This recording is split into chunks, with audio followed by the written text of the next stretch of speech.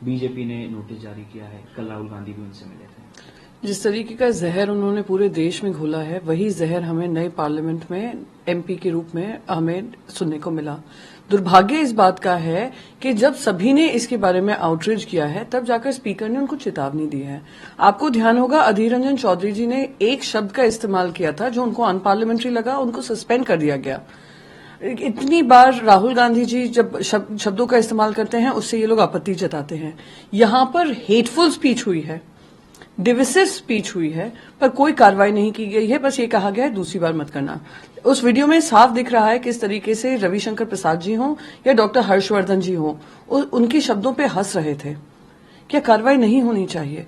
और दानिश अली जी ने भी एक चिट्ठी लिखी है, प्रिविलेज नोटिस दिया है, और बहुत सारे एमपीज ने उनके साथ नोटिस दिया है।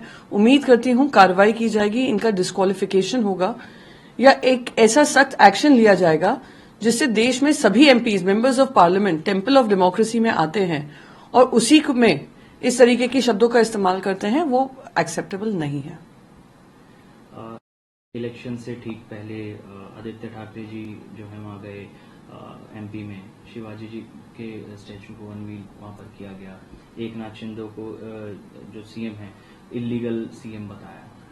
सबसे पहले तो खुशी की बात है कि मध्य प्रदेश में छत्रपति शिवाजी महाराज की एक बड़ी स्टैच्यू बनकर उभरी है और वो दिखाता है कमलनाथ जी का कमिटमेंट कि उन्होंने जो संस्कृति है, संस्कार है महाराष्ट्र के और महाराष्ट्र के जुड़े हुए मध्य प्रदेश के जो डिस्ट्रिक्ट्स हैं उसमें उनको आगे बढ़ाने का काम किया है। साथ ही साथ छत्रपति शिवाजी महाराज और महाराष्ट्र में किस तरीके से सरकार बनती है, किस तरीके से साम्राज्य चलता है, उसका सबसे बड़ा उदाहरण है और इसलिए वो हमारे लिए देवता तुल्य हैं। जो भारतीय जनता पार्टी ने शिवसेना को तोड़कर अपनी सरकार बनाई है, सुप्रीम कोर्ट ने उस पर निर्णय लिया है कि ये इलीगल फ्लो टेस्ट था, इलीगल डिसीजंस थे, अनकॉन्स्टिट्यूशनल काम है।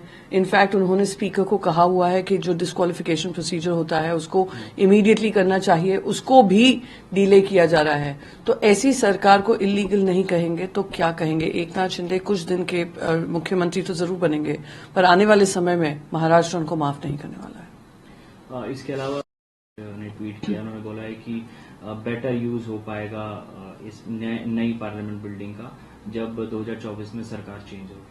देखिए, जो पार्लियामेंट बना है, जो हमने पिछले पार्लियामेंट में देखा था, सेंट्रल हॉल में सत्ता पक्ष हो विपक्ष हो, बहुत सारे अगर रोड ब्लॉक्स होते थे या कोई डिस्ट्रप्शंस होते थे, कोई प्रोसीजरल प्रॉब्लम होती थी तो उसका इमीडिएट रेजोल्यूशन हो सकता था।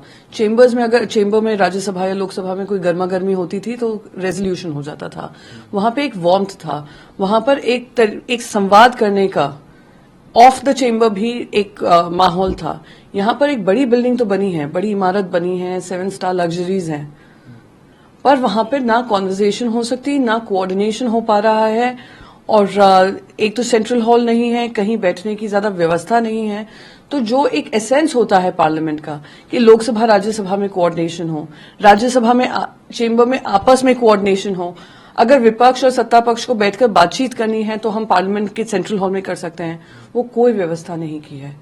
तो ये दुर्भाग्यपूर्ण है और जो पार्लियामेंट प्रीमाइसेस हैं उसमें चेंजेस लाने की जरूरत है, तो वही शायद उन्होंने कहा होगा।